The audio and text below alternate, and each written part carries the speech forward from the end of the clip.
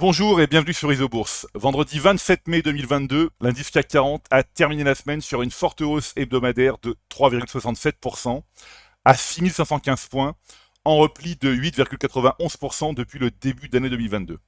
Alors sans exception, les bourses de New York et de Paris ont terminé la semaine dans le vert, voire vert foncé pour les marchés US, l'indice élargi de la bourse de New York, le S&P 500, ayant mis un terme à une série noire de 7 semaines consécutives de baisse.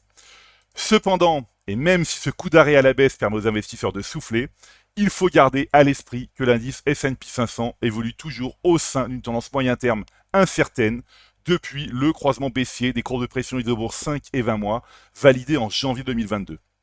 D'ailleurs, et comme nous l'observons depuis maintenant quelques mois, les principaux indices américains et français sont mal orientés à moyen terme.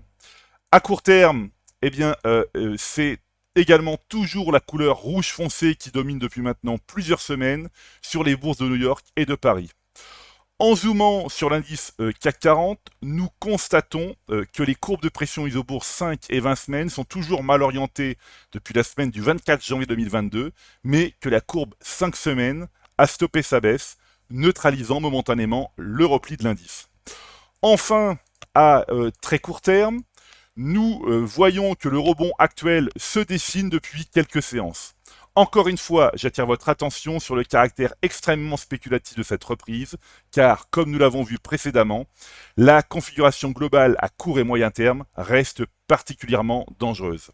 Il n'est donc pas question de baisser la garde, il faut continuer à faire preuve de rigueur, de patience et surtout de prudence.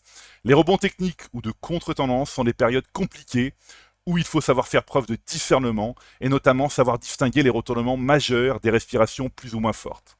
Encore une fois, et comme je le rappelle régulièrement, il faut être extrêmement sélectif en restant bien à l'écart des valeurs dont la tendance moyen terme est toujours baissière et en conservant les autres en portefeuille.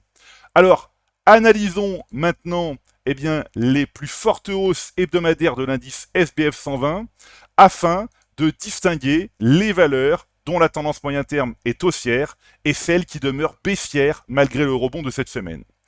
Avec un gain hebdomadaire de plus de 11%, l'action ArcelorMittal a terminé en tête des plus fortes hausses du SBF 120 cette semaine. Le modèle Isobourse est positif à moyen terme depuis octobre 2020 sur le numéro 1 mondial de la sidérurgie. Nous conservons ArcelorMittal en portefeuille.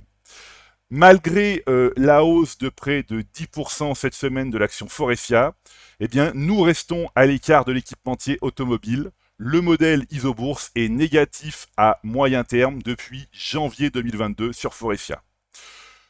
Le modèle Isobourse est positif à moyen terme depuis juin 2020 sur le fabricant de câbles électriques.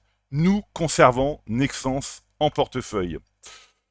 Nous restons à l'écart de Kering. Pourquoi le modèle Isobourse est négatif à moyen terme depuis septembre 2021 sur Kering. Le modèle Isobourse est également négatif à moyen terme depuis octobre 2021 sur Orpea. Nous restons bien entendu à l'écart de l'exploitant d'EHPAD.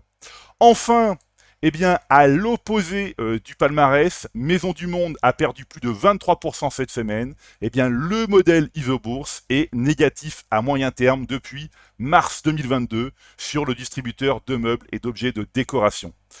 Voilà, c'est maintenant à vous de faire le point de vos valeurs en portefeuille avec Isobourse. Je vous donne rendez-vous pour ma prochaine chronique et d'ici là, restez avec nous sur Isobourse.